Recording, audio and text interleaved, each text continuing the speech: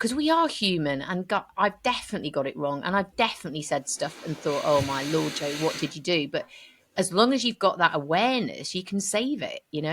It's like a lady came in with frozen shoulder, and she'd seen loads of people really upset. And I went into would it be helpful to know a little bit about the condition? Yeah, well, information vomit wasn't in it. And I got halfway through about the 8th sentence, and I just went, I'm really sorry.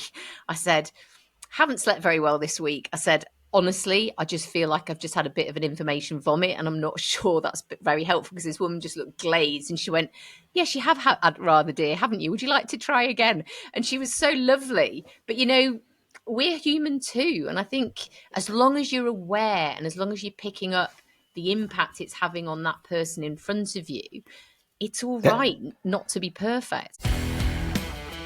Well done.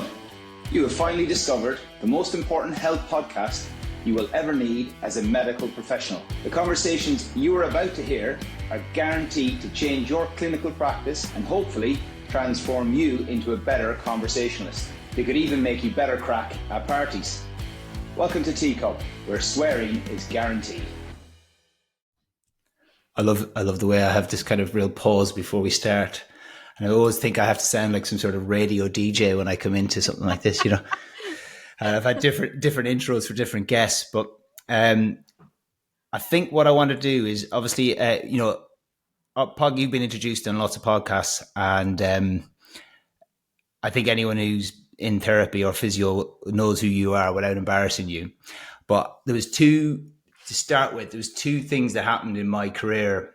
One was I moved to Cornwall, and Louis Gifford was doing a talk for the NHS. So he was down at the time, and I went along, and I'd heard of him beforehand, and he did his talk, and it was what I call it, my two stone roses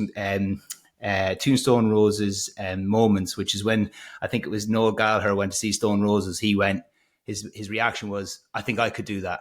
And then he obviously set up Oasis, He just said, the guys look like me, they sound like me, so why can't I do that? So when Louis Gifford got up on stage, I'm not comparing myself to Louis Gifford in any shape or form, but when he got up there, what he did was, he was very funny. He swore a lot during the presentation. It was not your typical medical conversation. It was our teaching session, whatever you want to call it. And I was like, that's how I walked away going, oh, I could listen to this more and more. Whereas normally I'm like, after an hour, you're just done with somebody talking. So, absolutely. So that was that kind of thing. That was in my head. And it wasn't years later until I did anything like teaching. So that was my first one. And then the second one was when you got me up to Liverpool. And that was because I obviously, again, somebody like yourself coming out, you picked me up from the hotel, you drove me to the place. The conversations were really easy. You brought me out for dinner that evening. And I know that seems, I don't know what people, whether they get that or not. But the way you treated me and the way you spoke to me, and then you also sat in the lecture, and I did not feel at once intimidated by you in any way, which I know that sounds like you'd probably go, well, why would you be? Exactly. But I can guarantee you, if you're a therapist and you're listening, and someone says, "Well, I was sitting in a lecture, you're speaking," and I was still quite early on doing the course, so I should have been by right really nervous. But because you picked me up, you brought me there and introduced me to people. By the time I started, I wasn't nervous about you being in the audience. Do you know what I mean? But that's I said probably highest compliment, because then again, we had conversations afterwards, and I was always thinking, what made me feel so relaxed is because you just made things feel relaxed. It wasn't a thing, and then you had a very kind of constructive feedback at the end, which again, I didn't walk away going, I've been criticized. I haven't, there was nothing like that, and those two moments then meant me, I could actually get better at this. And if someone at that level who's been doing that at a high level such a long time. So I can't really introduce any more than that, because I set up a podcast about conversations, and I was trying to think, you're the perfect person. We've always tried to maybe set this up for a long time, and so thanks very much, Jo Gibson. Lovely. By the way, I love that. No, thank you. That's made my day. That's just me being me, but it's very nice that it had that effect. That's fab. It is, and I think I'm not alone with people saying, you've managed to, go in an environment and still, I've never had anyone going, there's a negative thing. Like there's every physio there's out there has their kind of pros and cons. Well, you are consistently one person that everyone is in agreement with, which is nice. However, we're going to get off that point now because I'm embarrassing myself as well as yourself. We're going to go straight into the 10 quick fires. Yep. Which I prepared for you. So then people who don't know you, which is unlikely, but if they don't, you're gonna know a lot more about you now. So following one: coach or therapist? Coach. Horses or husband? Oh, well, I had to say husband now because the horse is elsewhere. But if you'd asked me that a while ago, that might have been different. John or Paul? Paul. Night in or night out? Oh, at the moment, night in, definitely. Oh, that's just because you're feeling a bit tired after the weekend. Yeah, I know, because I've been away from home a lot, so night in is very precious at the moment. But when I've been home for a bit, it'll definitely be night out. Dancing or chatting?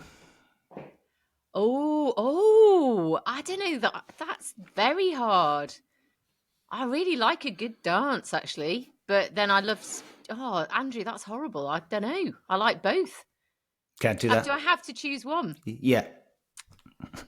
Chatting. Cool. Morning or nighttime? Nighttime. Teaching or treating?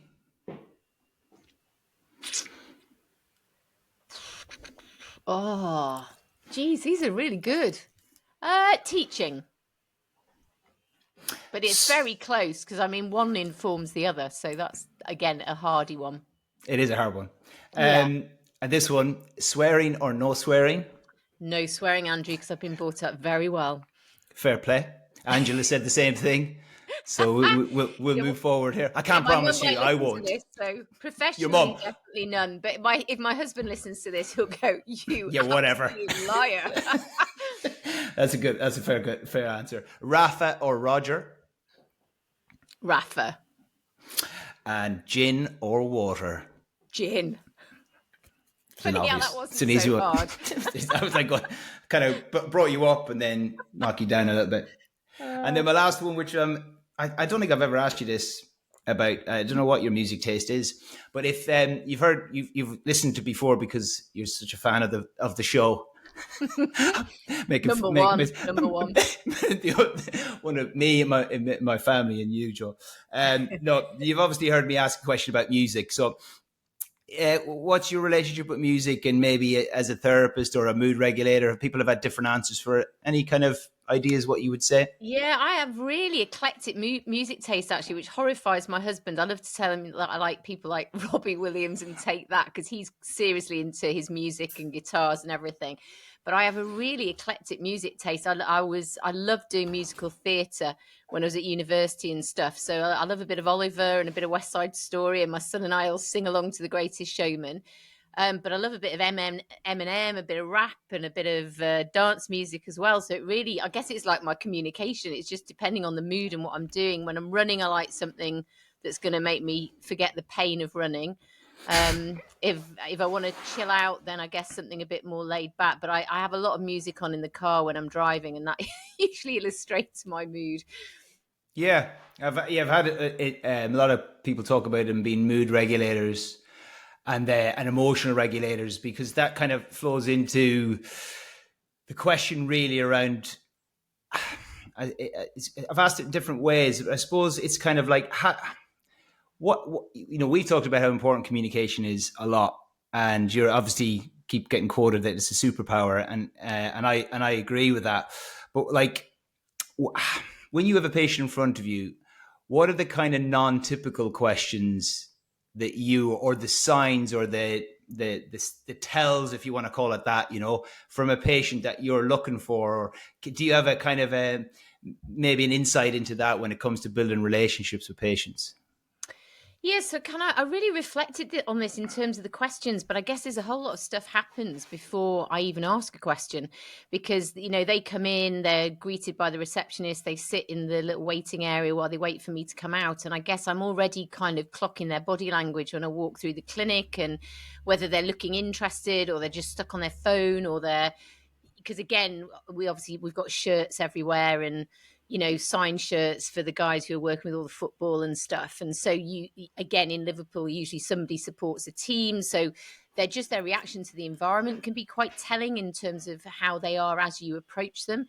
And I guess they've usually been told to come and see me. I do get some direct kind of early acute stuff, but obviously I get a lot of people for second opinions and stuff, and they've obviously been sent to see Jo Gibson, which in some ways probably makes my life easier because they've got an expectation. But then it also, this middle-aged lady with mad hair walks down the clinic area, and it's like I'm not necessarily living up to their expectations. So I guess, given people judge your voice within, I think it's 200 milliseconds or something crazy of you speaking. So I think for me, it's that first hello and that open body language and the open palms, all the things that we know are massive in people feeling safe and welcome. If you're going to smile, don't fake it, because people know if you're faking it. And I think, again, for me, that's what matters. There's a great lady called Vanessa Van Edwards who does a lot of stuff on cueing and nonverbals and stuff like that. And she talks about, sorry, this is, having said I don't swear, but resting bitch face. And I think, seeing what you look like when you're not conscious of what you're doing.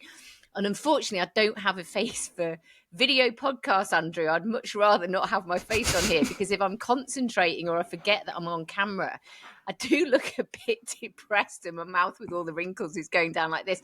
So I think I'm just very conscious of, I'm somebody that cares. I'm somebody that who's interested in you. This is a safe space. So all my body language is saying that right from the word go. And then another thing, again, that I probably reflected on a few years ago after hearing a very powerful thing by Kieran Sweeney, who had mesothelioma, and I think that video has been in a lot of places. But one of the things that used to really bug him is when people said, follow me, because for him, he was used to being in control and a doctor and everything. That to him was really degrading.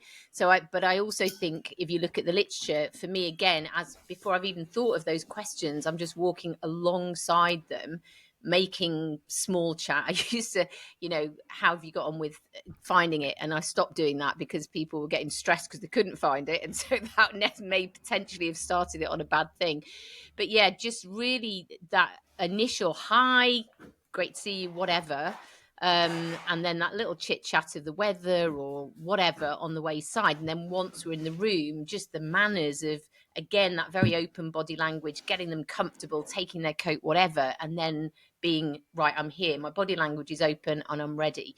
And so I guess when you look at our communication, just the environment, they come into this great space that you can't help be impressed by. And that certainly makes my life easier when I think, some of the places that I've worked in the past, just being a nice person and open, and again, then using space to your advantage and picking up their nonverbals. And I think that's massive as well, getting a sense of whether they're, I'm here, or I'm not quite sure what's going to happen, or I've been through this so many times before, is this going to be another disappointment? And I mean, patients just tell you so much by how they're moving and how they respond. And so I guess when we get into that conversation, it's my nonverbals, I think, that build that connection initially. And then as I always start with a kind of open question. I always say this because this has happened to me again this week. What brought you here today? The bus. Okay, that didn't go quite as planned. So, but how can I help you? What are you hoping to gain from today? Whatever. And I always ask them what they're hoping to get out of the session. And then they tell their story. And then again, I think part of building that connection is all those simple nonverbals, the leaning in, looking like you're interested, not crossing your arms, hiding behind the computer, whatever, that kind of you're facing them, responding in terms of space, and of course using your gaze. So we talk about eye contact, which whenever I talk about it you suddenly get all clunky and, Andrew, shall I stare at you down the camera? But it's not doing it all the time because that's just weird, but 60 to 70% of the time. But there's so much just about gaze. We talk a lot about listening, but it's almost like active watching. So you're kind of searching their face for clues about how they're feeling, and there's a big association with how they then perceive our competence, I think. And those little moments, if they say something very meaningful, if you kind of just got that gaze at the right moment, that's massive in getting some bonding, but also them feeling, I guess, warmth from you and that you are genuinely interesting. They talk a lot about mirroring and stuff. I can't say I'm always very happy when somebody starts mirroring me because I feel we've kind of got it. I don't purposely tend to set out to do that. And I always smile with the old head tilts because to me, I don't know who does this research, but again, it all goes back to, when we were listening out for danger or listening out to be interested. But again, just tilting your head and raising your eyebrows or whatever, all these things just say, I'm so interested in you. Please tell me more. And that gives people such a powerful space to tell their story, I guess. And often that first time that you kind of, I suppose when I look back to the old me, in my information gathering, what structure's damaged, what are we going to do with you? Now it's, let's just get to the nub of what really matters to you and the things that you're really worried or scared about. And so that first time that I want to interrupt, I don't. And I just, almost nod or or whatever to give them permission to keep going. And I think if you look at building connection, it's all that wrap round of nonverbals that is, I love it because it's so powerful. And the number of times I'll get a patient that they'll hesitate slightly because they're not used to being allowed to talk. And then often what they then go on to say next is absolute gold. I had a guy the other day actually that came in, and I mean, he literally was set to transmit, and he just said so much about nothing before we got into the room. And then we sat down, he was making all these jokes about wanting to kill his wife, and he'd had the, jokingly, right, proper Scouse humor and stuff. And he'd obviously been very sporty in the past. He's now in his mid-60s, he's vegan, he's this, he's that, he's all sorts of horrible stuff happened. But all this stuff came out, and there was one moment when I thought, I was so tempted to interrupt him. And I didn't, because I just thought there's something happening here. The fact that this guy is just straight, is he nervous? Is he worried? Whatever. And then he tells you the story of how he'd fallen over, fractured his clavicle, and had the most horrendous experience somewhere abroad. With the treatments they did to him, the lack of communication, being left in a place for days and days, no family, couldn't speak the language, whatever. And the guy kind of sounded like he'd got an element of post-traumatic stress because the whole thing had just been so horrible. And then he'd gone through this sequence of lots of people giving him incongruent information, saying things were broken and then they weren't broken, or it wasn't broken in the way he thought. And so this guy was just like, boof. And actually me just sitting and listening and nodding and being open and aware was incredibly powerful, because if I hadn't acknowledged all that and I'd gone straight into, well, come on, just tell me you fell over, you broke your clavicle, let's see how you can move. I'm so much better placed to help this guy. And I think that is what the connection is. And it's just knowing when it's all right to interrupt and kind of bring people back on track. Whereas when actually it's really important to invest in just hearing, because I think Louis Gifford was a master at that, is that if you just give space, you'll get all the information that you need by giving people permission to tell their story, and they'll prioritize what matters. Yeah, there's absolutely loads in there. And I've just, I suppose, some reflection on there, I think, was when you said about the don't fake it, about the smile, because I relate to that as well. Because I'm not, I've been looking into that when I meet patients and go, it kind of depends on the environment. Sometimes I don't talk to them as they come to the room, so they have to walk to the room. So I'll just say, I say hello and call their name, and I don't actually say anything until they sit down. And it rightly or wrongly, she says everyone has their own. This is the kind of thing. Because at that time, I kind of my thought process is, I want to sit them down, I want to look them in the eye, and then I'm like, going, this is the time to start talking. I find sometimes when people are walking in a corridor, it's all a little bit. They don't know what to do. It feels a bit awkward, and I feel a bit awkward, and it's kind of like they don't know you yet. I can't put my finger on it, but I sit down, and then I thought, well, Jo does it something different, and somebody else, and I hear other therapists doing something different, and I think, oh, that sounds quite good, or that's a good idea.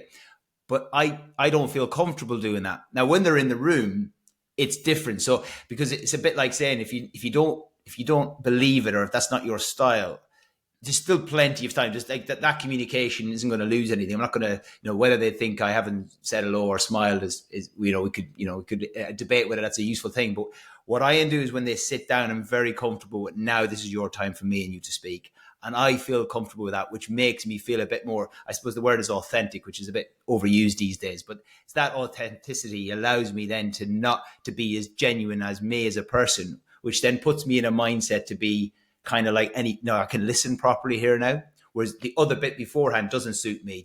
That kind of way. But I love that. And I think that's where we go so wrong, because we kind of, as it's so human to want everything to be certain, isn't it? And I think, it's fabulous that communication's getting so much more kind of exposure, I guess, because it is so fundamental to everything we do. But very much like the patient's an individual, we're an individual too. So, I work in a space where there's quite a long walk from where I pick them up to back in the room. And I guess I could just stand at the door and say, come on down. But for me, that's that initial thing. But I think when you look at the communication research, you've nailed it. Once they're in that room, right, this is you and this is your space, that little bit beforehand, if you do like doing it, it's nothing serious. It's literally small talk. Now, for some patients, that might put them at ease. But I think what you've nailed is it's not essential. It's just, if you are going to do it, use that time well. And I guess for me, it just gives me an impression of, are they talking to the receptionist, or are they a bit kind of this or whatever? And how are they in the environment? But if they don't do that, I would still get that information if they came straight into the room. So I love what you're saying, because that is the most important thing. It's got to be flexible for you as a clinician, because if you try and just do stuff because you read it in a book or a paper said it was a good way of introducing, it ain't going to work if you don't feel comfortable with it, because what the patient will pick up is your discomfort, not, oh, wasn't it nice he talked to me about the weather. Yeah, I it just made me think when you said that as well. It's part of what other guests have said.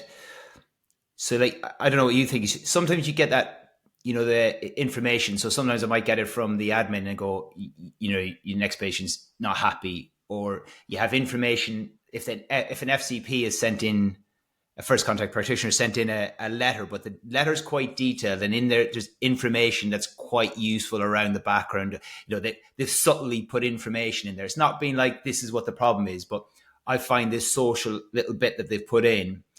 Or I've had a one-to-one with an FCP. Says, I'm sending you in a patient. Here's some information about them. And it massively helps that, to calm down that need to kind of, as you say, because I'm always interested in, why do we not interrupt? Like you mentioned that, that desire, that really kind of like, I just need to ask this question. That would be so, I want to know that, but it's not going to be useful. How do you put those brakes on? And sometimes having that information beforehand allows you to go, this needs to be said.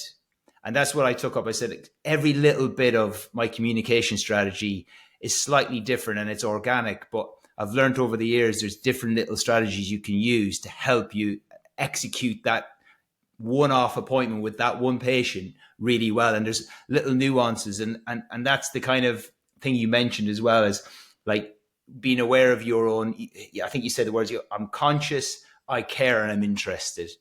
And Ben Cormack said something similar about the area of communication. Like, I'm interested in it, so therefore I don't think I'm an expert. And I think anyone who looks into communication knows it's a bit like one of those ones you're like, oh God, this is a rabbit hole of unconsciously incompetent. Yeah, absolutely. Yeah, that's it. And it's I was like going, it's a bit like, now I'm like going, I wish I could go back to the 90s when I didn't really care. It was so much easier. I was like, living week to week off money. It didn't matter. You go out and have a good time. And now it's like, it's just too much. Stuff to remember. So I wonder what you think about that kind of idea of your own mood or mindset. I've asked this a few times, but interested in you. Like, we all don't have good days, do we? And I just think if you're a therapist listening, you can get hijacked by your emotions. How do you regulate that? Or have you got anything interesting around that you've looked into, or how you manage that? Well, it's interesting saying about music. I think if I've had a bad day or I'm feeling tired or not on my aim game, I'll definitely play something in the car on the way in. Do you know? Just because I know it will change, it will have a kind of effect. But I think it's also, I don't want this to sound wrong, but I guess it's like when I go in that room, it's performance is the wrong thing, but it's I'm kind of adopting my role, which is to help that patient. Now I know, and I think sometimes we just have to be a little bit kind to ourselves, because really what we're saying is if we listen and create a space and we look interested, patients feel valued. And as long as there is a sense, it's a bit like what I love what you were saying then, is that if there's good communication between healthcare professionals and we're getting the key messages over, so there's consistency, there's continuity, and in the in-between bits, maybe where they're getting undressed or they're lying on their front because you're assessing something, we can follow up with questions, or you're sounding like you're having a hard time, what do you actually do for fun, all those kind of things. I think as long as you have a process or you have a way you do things, as long as you're just sensitive to what's happening in the room, it's kind of normal to have bad days. And I have days where I know I haven't done something as well as I should have done, but generally the patient has still gone out feeling they've had all right value. And the reality is I've got another opportunity to do it better the next time. And I think it's just been clear, if I've said to the patient at the beginning, what are the things you want to gain from today? And it might be, I want a diagnosis and I want to know what I can do, or I want to know if I need surgery or not. As long as I answer what they wanted that first time, I think I need to give myself a little bit of a break. I think where it's a little bit more difficult is if you're having a really bad time and like I remember when my dad was very ill, and obviously I was distracted because I was waiting for phone calls and stuff like that. But again, I think it's just trying to be in the moment, even though it's hard. And I quite often on the course tell a story about a guy who came in really, just didn't look very happy. And I said to him, I'm going to have to take a phone call because the hospital are going to ring and my dad's probably going to die. And I didn't tell him about the reason. I just said I might have to take this call. And I never have my phone on because, as you know, anybody who's already feeling a bit whatever about the encounter, if your phone goes, you've lost them. So if you're in a bad mood and your phone goes, it's like not going to go well, is it? It's like car crash time.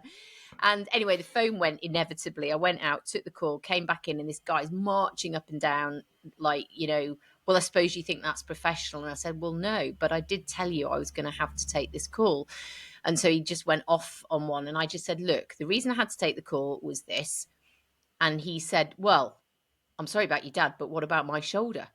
Now, at that point, it was very tempting because I just wanted to cry at this point, and but I just thought, people are rarely bad. I've met a couple of people that just were a bit psychopathic and probably should have been in jail, but most of the time, people just aren't bad. And I just said to this guy, have you just heard what you've just said to me? I've just told you my dad is about to die, and you said, what about my shoulder? And I just left this silence. And then this guy started crying. And then he was going through this horrendous divorce. And he realized his behavior was bad, but he was just so like, I've just got to keep myself together. And I think that's the trouble. Some people, when they're really upset, come over as being angry. Some people are really angry, come over as being upset. And a lot of that's dependent on their upbringing and stuff. But that, for me, in that moment, because we are human, and I've definitely got it wrong, and I've definitely said stuff and thought, oh my Lord, Jo, what did you do? But as long as you've got that awareness, you can save it. It's like a lady came in with frozen shoulder, and she'd seen loads of people really upset. And I went into would it be helpful to know a little bit about the condition? Yeah, well, information vomit wasn't in it. And I got halfway through about the 8th sentence, and I just went, I'm really sorry.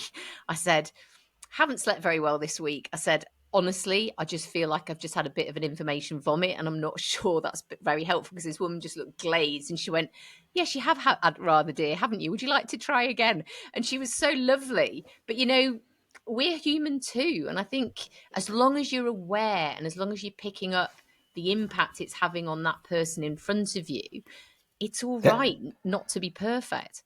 That's a really good one, though.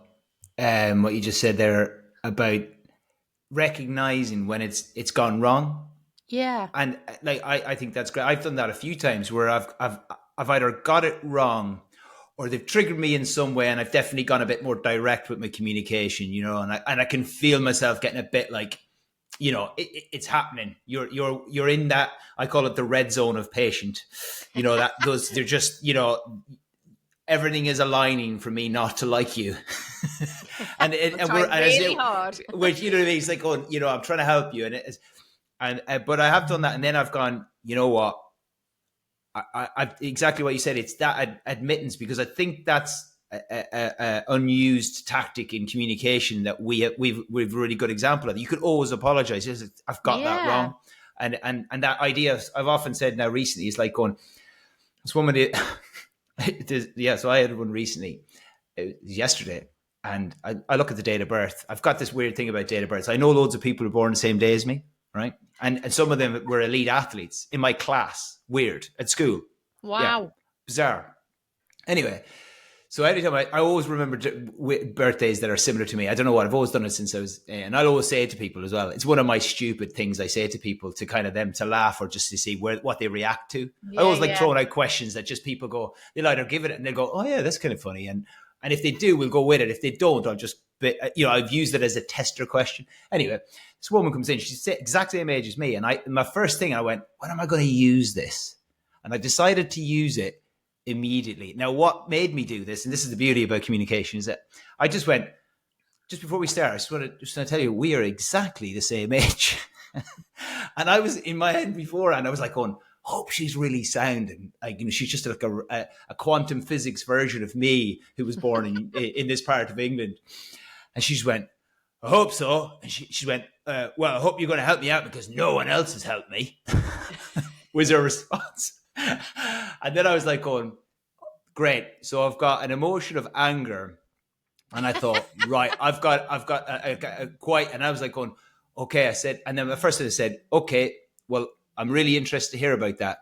But just before you start, I am definitely here to help you. So I'm not here to do maybe what you think I'm going to do. So let's just go from there and see what happens, And she did drop about 3 on the Richter scale. She still was high, and we still had there was lots of things that were said in that, but it was just, sometimes you kind of do some random stuff that you don't know why you do it. And whether it helps or whether it doesn't, it's always worth kind of throwing out these things, in my opinion. And I don't know, that's the thing with communication, is like, you can't go on a course and say, this is how you with your stuff, he's like going, here, look, I'll do my symptom modification. There's a strategy here, and this is what I get when I do these things, and this is the system I follow. So you're like, oh yeah, cool, right? I can, on Monday, I got a shoulder, I can follow that system. So people can go, fine, but there's no system for your the communication bit is, well, there's none, is there? Well, I think there's probably a politically correct answer, but I think I'd argue a little bit in that I think you kind of have to know the skill set to know if you're good at it. But I think where you're absolutely right is that I can say, look, start with an open question, all the body language we've talked about, summarize, chunk and check, reflect back in their language, and I can tell you all that. But the problem is, if you're thinking that in your head, it becomes clunky. Oh, yes. I better summarize and reflect back now. So that's where I think you're right, is that you can know the skill set, but how you do it. So I've read a lovely book recently called Active Listening. Are You Listening was one of them. But the other one was the 2-house model, I think. And it's a GP, and he says exactly that, is that it's great that people are being taught about communication, but if you're sat there going, right, elicit expectations, elicit beliefs, ideas, concerns, and have I done that now? Right, now I need to summarize and check. And the trouble is, if you're thinking that, you're just lost, because you're not actually in the moment looking for the things that are going to give you the clues. And he talks about thinking about the house of exploration, which is the patient and their background and their history and all the things that might contribute. And you might not be invited in some of the rooms because it might not be relevant, or they might not want to share. And then the house of discovery is how you go together to look at shared decision making and the options and the things that might work for them. But that was exactly his point. What you're saying is, and I guess the truth is somewhere in the middle, because you kind of need to know what the skill set is. But then it's, how do you get good at it? Because you don't get good at it by thinking, right, now I need to chunk and check or summarize or reflect back or whatever, because then you're missing the goal from those non-verbals. Yeah, absolutely. And I think that makes total sense as well, because it's a bit like what I would say with like when I assessed a knee for the first time, like as a student, it was awful. You know what I mean? Like it's proper awful, stressful. You're trying to remember questions and try to even listen to those questions, go out, spit them to somebody who's just been sitting right beside you, listening and scrutinizing every bit of you, then go back in and try and objectively measure and stuff. Again, so you're just dealing with so much information. It's horrible. And you have to do it hundreds and hundreds of times. You just have to do it, and you will be poor at it, and you will bluff your way through those first few years of physio, if not longer. Some could argue that you keep bluffing. But like that idea, and it's the same thing, I suppose, I think what's recognized this is just my observation of our world, is that people recognize that you do need to do that. You just need to see lots of knees and shoulders and backs and do these movements and learn about the research around that area. But at the same time, we're also having hundreds and hundreds and hundreds of conversations. Absolutely. And you're trying to fine tune that idea. But I didn't get really that. I got taught that it was more about your clinical reasoning, like the reason, finding out these things, reasoning through that. And it was always said in a really kind of, oh yeah, that sounds like a really good way of doing it, that you just problem solve that. But there was never a torch on the rapport building, the natural. Some things that I would say that I really enjoy about my job now is actually the developing the relationship, to be honest. I think I enjoy unraveling people's lives, not in it unraveling them, but unraveling the problem, like seeing all these things that are involved in the situation and working how that could be having an influence. Do you know what I mean? Sorry. I don't. Yeah, no, it's okay. So it's that, but I think you have to have. I think what we need is, yes, I agree, systems, and have an idea of those systems, but work with the flexibility and maybe be that. Again, I don't want to use authentic because it's overused, but that authentic self, you've got your personality, Joe. I've got mine. We've all got our little ones, and we'll all assess patients slightly different, but it's coming from a genuine place. And then that conversation should flow within a framework that you can have it. You need to practice it. You have to make mistakes and you have to be clunky. But I suppose the message is, you got to keep at it and be interested in it. It's such an important area, isn't it?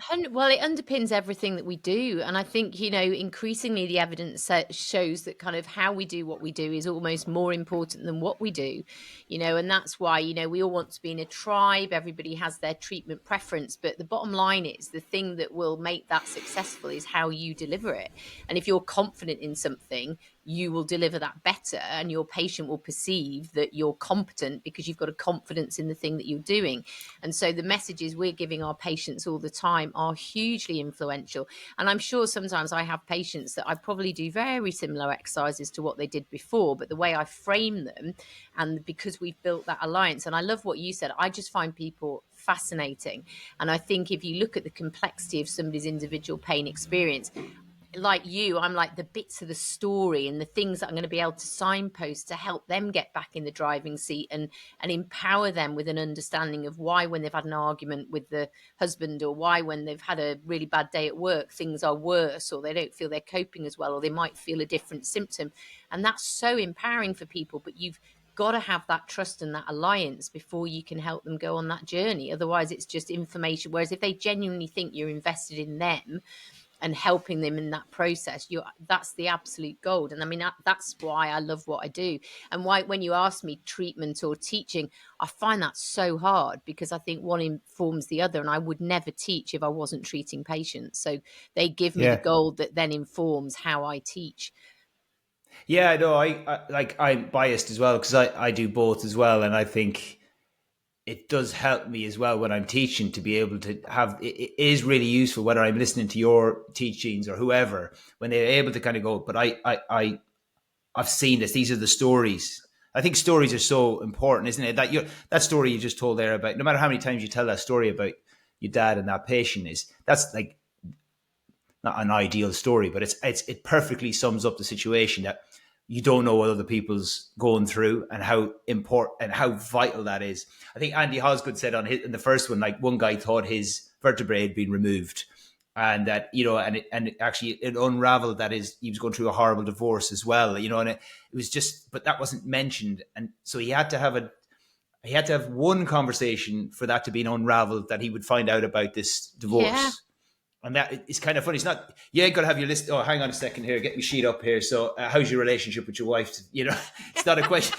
You don't ask that, but again, so you don't have that framework, and people go, no, you're not going to ask about their husband and wives, but you can ask, get better asking these like intriguing open questions. And again, you can't really plan them out because it can be quite organic on the day.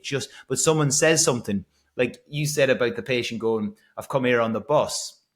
Like straight away, now whether it's right or wrong, is you're like going, right, so you're that type of person, isn't it? So you're already starting to kind of figure out this is the kind of, Yeah. this is the kind of person you are. All right, okay, we can go there. This is, whether you want to laugh at a dad joke or not, but that might make them feel comfortable. That might be a cue that we can have a bit of a laugh. I'm a bit nervous. Maybe I'm a bit anxious about what you're going to say. You're always kind of maybe trying to figure out people, and we get it wrong. That's okay. But again, like we said earlier on, you can go back and go, you know what, got that completely wrong here. I probably jumped in. And again, Yeah. I don't think that patients find that a problem. No, I think they like it that you're honest and that, you're human too, and that you've got the humility to say that, and I think that's, and again, it's quite interesting because often when I talk about this on the communication side on the course, people are like, well, I haven't got time, or, I'm under pressure, or what do I do if they tell me something? And it's like, well, I think the most empowering thing is you don't have to do anything other than signpost that you've heard it, because for the patient, that's like you care all about them, not just the shoulder, the knee, whatever it is. And I always remember a lady who came in who just, seemed like quite a cool chick. She did all sorts of art and all sorts of stuff, but clearly wasn't in a great place, neck and shoulder pain, started talking. And I can't remember quite how but she turned out that she was an immigrant. She was waiting for visas to come through and all that kind of stuff. So a lot of worry about whether she's going to be able to stay in the country. She had loads of problems going on gynecologically that she was waiting for help with, and the periods were like just messing with her like once a month, and all this stuff came out, and she started crying, and then she said, I'm so sorry, I'm just here for my neck and my shoulder. I went, no, you're here for you. I said, I know that's why you've come for help, but this is so important. And then she talked some more, and she did amazingly, actually relatively quickly, because we were able to say, look, in terms of your neck and shoulder, that there's actually, the good news is it's nothing seriously wrong. I can understand why it's happened, but also, do you notice at the time of the month it's worse, and da, da, da, da, da. So we were able to make sense of it for her. And so I think just giving people that permission, and as you say, they won't always want to until they've bought, because I think that's the other thing. People say, well, I'm not a psychologist. This isn't about being a psychologist. It's about understanding how that individual experience is for that person and what's informed it and may still be informing it, because that gives you a sense of how realistic it is to help them. And it might be, look, you've got so much stuff going on at the moment. Do you really think physio is right for you just now? And they might breathe a big, sigh of relief and said, oh, my doctor sent me, so I thought I should come, but actually, no. So again, it is just the goal that helps you signpost what are going to be the best options, or help this person find the best options for them. I think that's a good one as well about the apology. And I'm sure I've read something, or I'm Cafford as well. It must be ingrained insecurities or whatever around, like, oh, I'm sorry, or sorry about that, even though you shouldn't be sorry. You know what I mean? People say sorry all the time, but it's interesting. A lot of people do kind of vomit information, and you let them go in the end, and they're like, oh, sorry, that's probably not relevant, and they want it's a question to, I'm embarrassed, I've done something, and it's such a powerful time for us to go, no, that's exactly what I need you to tell me. Yeah. You know what I mean? Actually, I need to find out a bit more about that. It's really useful. And you can see, again, you're going from somebody who's quite anxious, embarrassed, certain types of emotions like that you then certainly just go, you've given that reassurance by going, you're not cutting it off. I want more of that. And even if they kind of go, no, that's it, but they just wanted to just make sure that it's weird. People just, there's so many different emotions that people come with that we have no idea of. And you may go on. No, I was just going to say, but I think that's where, again, the knowledge of the communication skill set is so useful, because if somebody's told you all that, and then you're like, well, it sounds like you're having a really tough time. And we know sounds like is massively powerful in terms of empathy and stuff. And that's where, the people who like touch, I always say this, I like touch. That always sounds so wrong. But do you know what I mean? For me, touch is important. And so if I lean forwards and touch their arm and say, look, it sounds like it's been really tough, that validates everything they've just, in that one simple gesture, massively. But you can do the same without the touch, and still use the language and stuff. And I think that's why having an awareness of the skill set and the simple things that can make a huge difference is huge. But ultimately, it's that permission to tell your story. And it might be slightly controversial, and we joke about this, and again, we won't spend too long on it, but it's the same reason that I feel comfortable with swearing, okay? And so with people, and that's anyway. It's a tricky subject in a world of professionalism in healthcare and what's supposedly professional, what's not professional. So I'm not here to debate that, and everyone has their own opinion on this. But just like you said there, what your thing was to touch somebody because you genuinely believe that's the right thing to do at that time, which humans are very innate people. We are, it was right for you. If it's not wrong, it's like the smile. If it's a creepy, weird smile, it's forced. We know that people can read that. We're all reading it. And for me, at the right time, for example, at times when someone's going through it and they introduce swearing or they say it, and you say something like, "That's enough. That's shit." You know what I mean? There's nothing else to say, but that's a shit time you've had.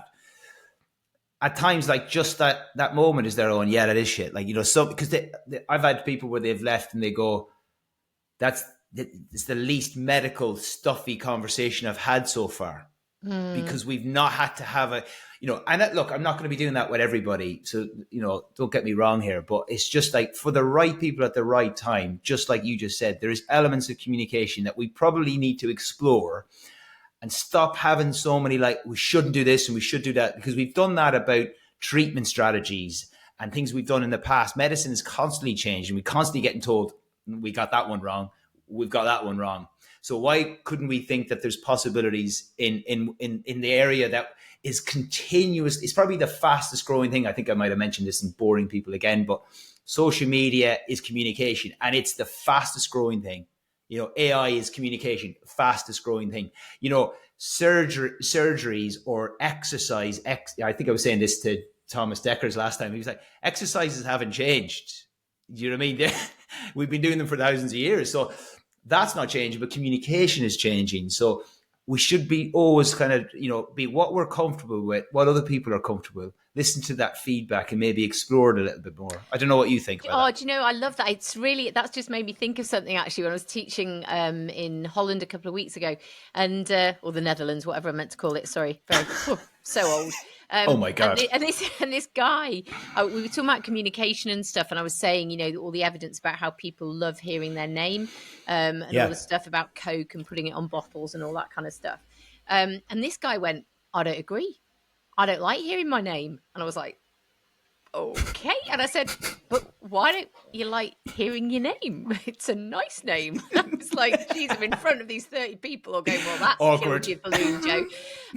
And he said, "Because it just means somebody's trying to sell something to me." I went, "But we're talking about a therapeutic space." I said, "It's an absolute ploy in sales to say your name, to build that rapport very quickly." I said, "But why do you feel like that in a therapeutic situation?" And there was this pause and you could see this guy go, "Oh yeah.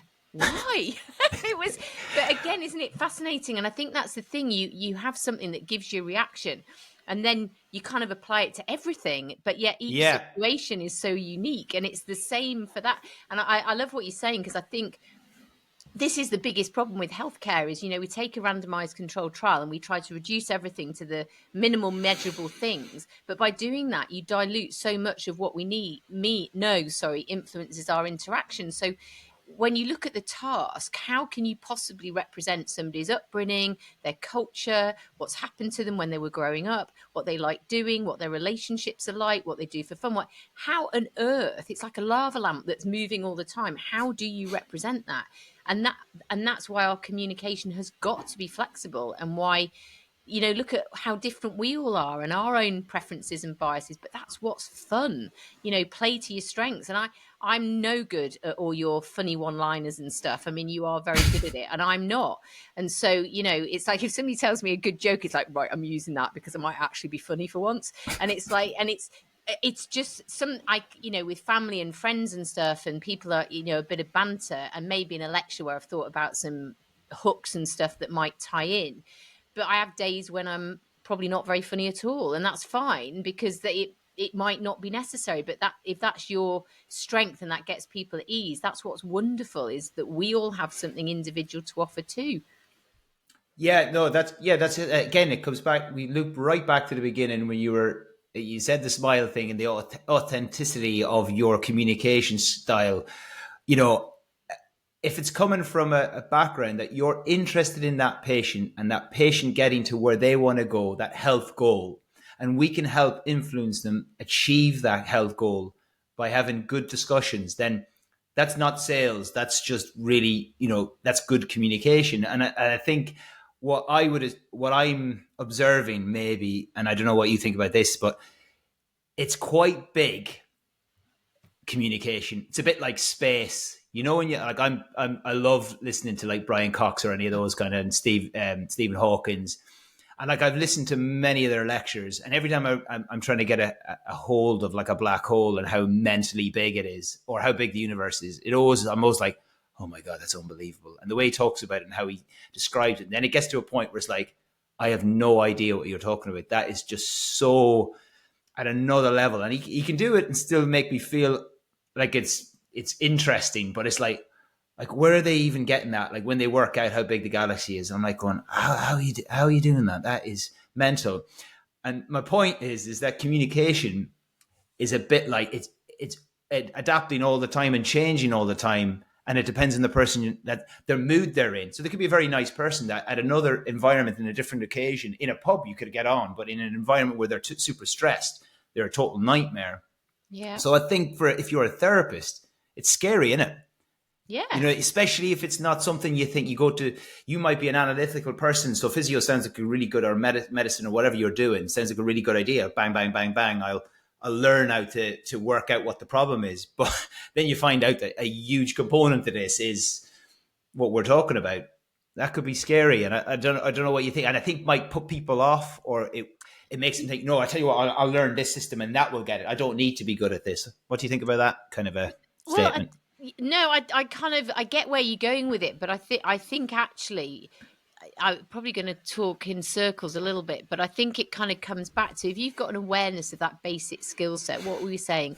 You're going to just start looking interested. You're going to make the person feel like you're genuinely interested and curious about them and the things that are influencing how it is for them. And then at the end of the day, as long as you've asked them what they want from the session and you address that at the end, it's just listening. And I think when I look at the best communicators, often they are just so quiet and calm, and there's just it's just all very safe and lovely, which is not me at all, because I'm like bloody Tigger half the time. But it's like, but I think I think the thing is, it's like any new skill, isn't it? It feels clunky when you become cognitive about it and you're thinking about it.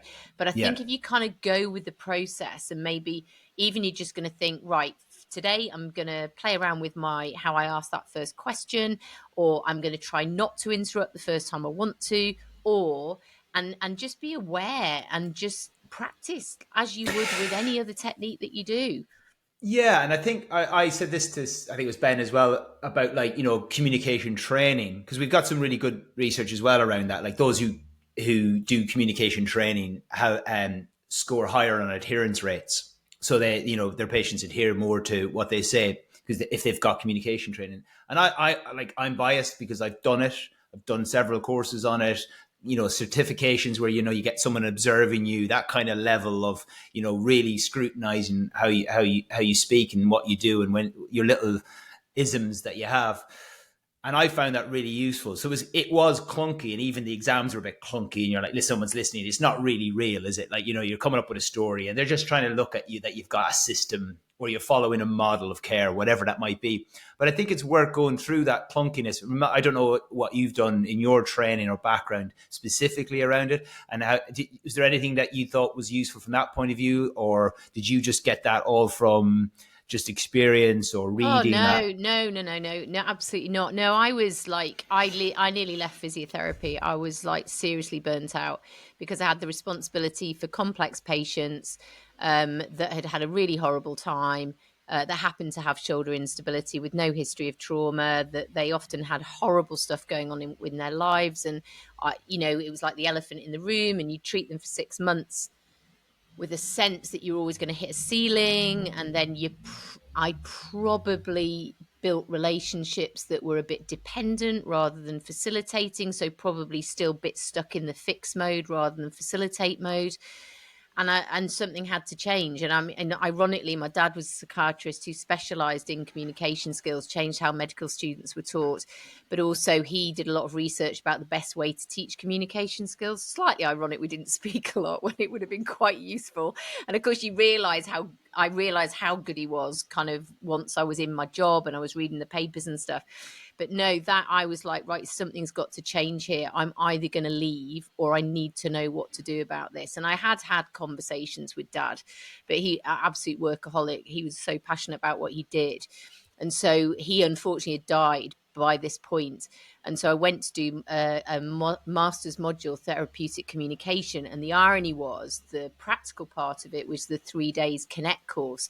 And it turned out to be the course that my dad had designed along with from government funding to help healthcare professionals working with cancer patients. But then it had kind of been, so it was to go through the course that he designed was mad. And it was all actors that had been trained in communication skills. And it was incredibly uncomfortable. But you know what?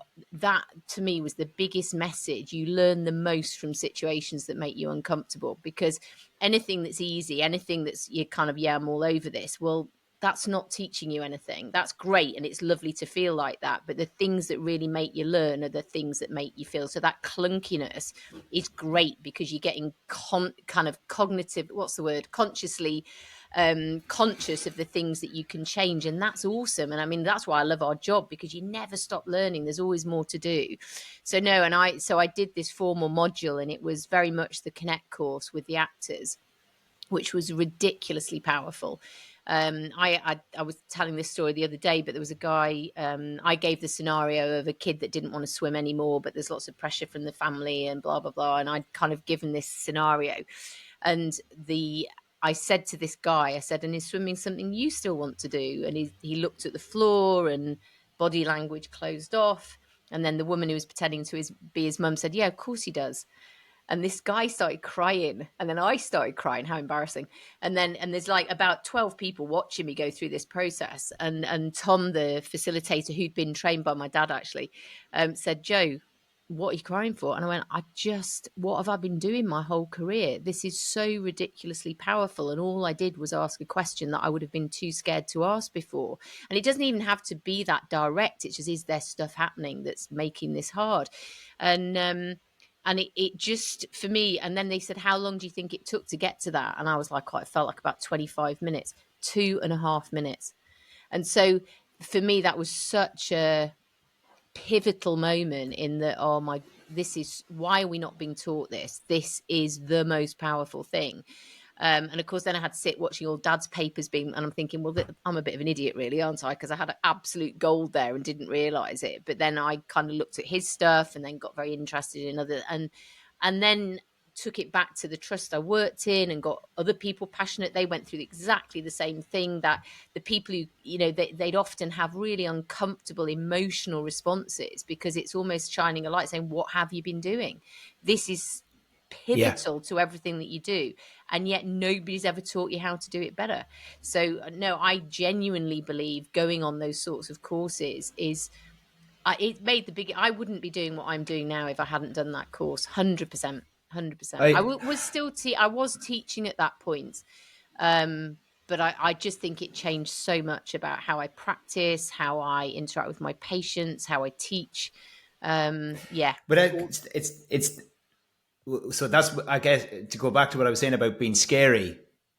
It's scary when you realize it's that kind of like, which I've had so when I'm teaching as well, and you get people, and I'll talk about exercise prescription or communication, something, and you'll see some therapists and they'll come up and they look a bit like upset, similar to what you just said. It's that because it's just like, I've been working as a physio for 15, 20 years. What have, that very thing. So to put yourself in that discomfort takes a bit of bravery, because it is scary. And one thing I will say, just like what you said, is when I did any of those courses, started off with motivational interview and then health coaching. And I can clearly remember going, this is cringe. This is so cringe. I used to, and I remember, and so we did this thing, and it was a brilliant instructor. I've been lucky with communication instructors, because I can imagine getting a bad one, it would be bad. But this woman Karen something from South Wales. She was absolutely brilliant. She did all accents. She was just so on it. She got us. But I remember we did all this, and it's horrible. It's cringe. You feel really judged. It's really weird to start with. But at the end, when they go around everyone's buzzing. And it's happened in 4 or 5 courses I've done. Everyone's like, wow, and usually if you're coaching yourself or coaching somebody else, you know what I mean, about a problem, like, I want to learn how to go to bed early or something. And everyone's like, oh my God, that was so useful, because you just put in these simple little strategies and you're going, oh my God, this is quite easy. So everyone's buzzing at the end. And I remember going to her, she went, so how did you find the course? And I went, well, it's just wasn't fucking cringe. And I was like, and I said to her, I went, I don't know how you did that, but I was coming in going, this is going to be super cringe. And I'm like going, it wasn't cringe. And even though you've really shone a light on me, I feel absolutely, like you said, I want to tell everyone about this. And not in a kind of like a preachy way, but just kind of going, this is the one course I've done that's proper. It will change everything. I'll go home and I'll hopefully, although my missus mightn't say this, but hopefully be a better husband, or, I might be better with the kids. Again, they might disagree. But it's going to influence everything else. And I think that's why sometimes when I've taught and someone comes up and goes, oh, I enjoyed the course. And I'm like, oh, brilliant. Well, what did you find? She goes, well, it wasn't really for patients. It's for me. I've had that a few times where it's kind of, because they're just going, it's that kind of like, it's not all about the patients as well, because it starts with you. If you can become better in your own kind of self, if you like, and sometimes you just need those little tweaks. And I just think courses like that, or communication courses, are, for me, I thought they give you that structure and they give you that confidence to maybe go and just challenge this and actually explore it and see what happens with patients, because you'll be thankful, like we're both saying here. We seem to get good results with that kind of approach. Well, and I don't think it's not just your patients. I think it's relationships with everybody. And I think because it gets you, I mean, I love when you were saying earlier, we all have bad days when you're tired or whatever else. But again, I think it's just that, don't assume, whether it's colleagues, whether it's family, whether it's, if people are a bit grumpy or a bit difficult, there's usually a reason, and it's that. I think what I find fascinating, I guess people, these days, is there less care? I don't know. People are a lot more, in the, I've got to be here and I've got to be here and I've got to do this and I do that. And it's a bit like road rage, isn't it? The person that everybody assumes he deliberately cut you up. Maybe he's just not following the sat nav and he's got lost or whatever. And this is kind of assumption that it's always a negative reason. Whereas actually, I think when you do those courses, it makes you then look at the people around you as well, and the people that maybe there's a background to why they're behaving or doing the way they are. So I think the knock-ons are not just your professional life. I think it really, like you say, I'm sure every time I say to my husband, I've got a headache. And he goes, oh yeah, I've got a headache. You need to go and do a communication course, and the kids are hilarious, because the kids are Jack will say something or the other and I'll go, well, I said, yeah, but have you thought maybe there's a reason that he's feeling like that? He said, Mum, just don't start that communication stuff on me again. Right, I'm all over it. Emotionally intelligent. And it's just like, okay, I've created a monster. Absolutely brilliant. But yeah, my husband needs a bit more training. I might get that for his Christmas present. I love him dearly, but the kids, they're hilarious, because I'll say, well, I've got a headache, or this was hard today, or whatever. And my husband will go, oh, yeah, this happened to me, and And you can just see the kids go, fail, epic fail. It's absolutely brilliant. And it's hilarious as well, just if she ever listens to this, I don't know. But so I am so much better with patience from like I'll have people who are saying to me things that that they're going through, and I'm like going, oh, people near close to me, my wife for example, might be going through it, but as soon as she says something, the difference is, and everyone can relate to this, is I don't like her being in any kind of pain whatsoever. Do you mean, like, what I mean? When someone's close to you, it's like my family members as well, I don't want them to be in pain, so it triggers an automatic fix this. I want to fix you, so that, because it's quite stressful for me. It's a selfish thing in a way, because I feel stressed by it. So I'm like going, you're really uncomfortable. That makes me feel really uncomfortable. So that's a double whammy. Yeah. So I tell you what I'm going to do is like going, well, I know the answer. just take the painkillers. And it's the classic. There's a movie. I'll finish up with it. There's a movie called White Men Can't Jump. And there's a famous scene, Woody Harrelson's in it, and he's in the bed with the actress. I can't remember her name. She's got a real distinct, I think she's Puerto Rican. And she goes, I think it was like a love scene, and they finish, and she goes, oh, can you pass me a glass of water? And he passes a glass of water, you know? And then she goes, when I ask for a glass of water, I don't want a glass of water. And then she goes into this whole thing. It was not about a glass of water. It was about her emotions and feelings and how she was. And she just wanted to ask these deep questions. And he's like, he eventually just fucks the water in her face. He just throws it at her because he's just like, what are you on about? When someone asks me for a glass of water, I just give them a glass of water, you know? And it's just this 100%. metaphor for like, you know, I've got a headache, mate. Might not be, here's some tablets. It's actually, I've had a bad day. I need melted. you to listen. What's going on there? Anything like, you know? So it just to jump in for Ken, because he's probably suffering from this as well, is that idea that I keep making the same mistake. So I also do need, and I said this earlier on in some sort of message, I was like, well, I need to listen to my own advice sometimes, because I can be in a clinic, but I'm so not emotionally attached to this person. I can sit there and listen and be in their pain and not try and fix it. But when it's someone close to me, it's so much harder. But isn't that a great message? Isn't that a great message though? Because then you've got all the emotion and the relationship and that impacts your communication, doesn't it? So I think that's a great message. There's that similar one, isn't there? It's not about the nail, with the lady who says she's got a headache and then it goes sideways. She's got a nail sticking out of her head, and the guy's going, but it's the nail. It's not about the nail.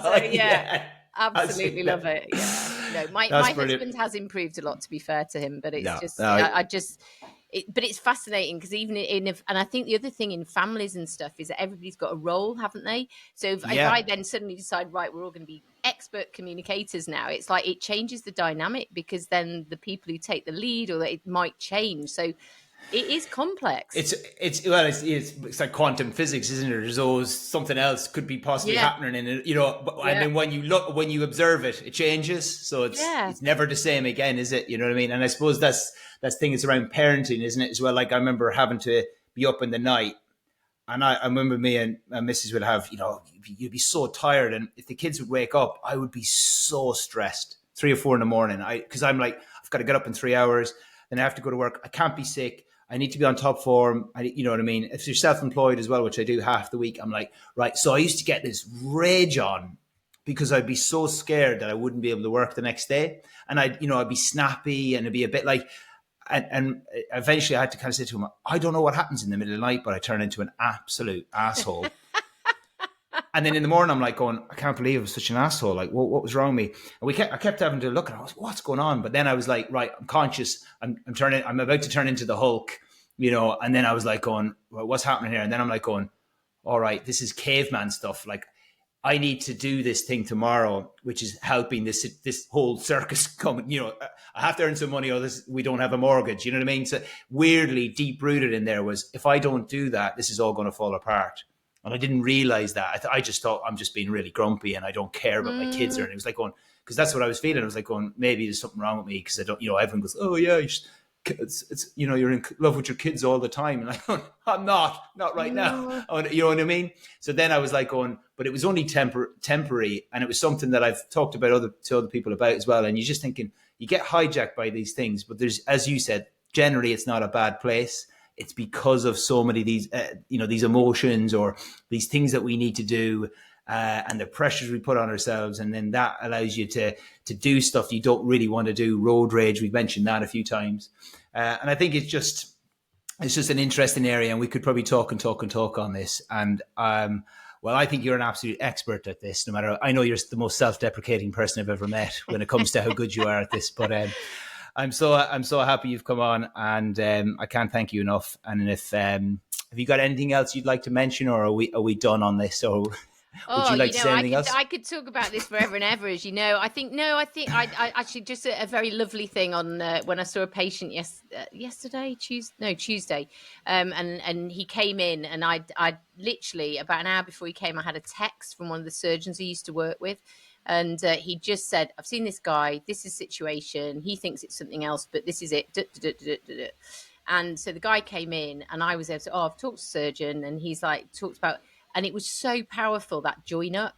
So I think I guess the last thing I would just say, it's like if people tell you they've been told something, one, don't assume they were told that, because people prioritize. So I get people who say, oh, he said my cuff was hanging on by a thread and it all needs sewing together. And the surgeon probably said you need physio and I won't see you again, but the physio will decide if you do.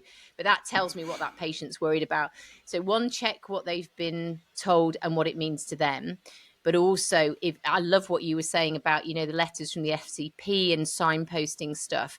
We just need to have more congruent language, and we need to be reinforcing positive messages that empower the patient rather than introducing another explanation or something different. So, somebody might be told they've had impingement, but if they think that needs physio and then that's fine. Why would I challenge that? So I think just a respect and a congruence of language amongst us. So I think that example with the FCP letter, my colleague taking the time because he knew the guy was coming to see me. So I had the information. So powerful for that patient because two people cared enough to communicate. And so when it's possible, I think just those little things can make a huge difference. Perfect end. Thank you very much. Thank you. Thanks for listening to TCUP. If you liked it, tell all your friends. If you didn't, well, maybe you'll like the next one.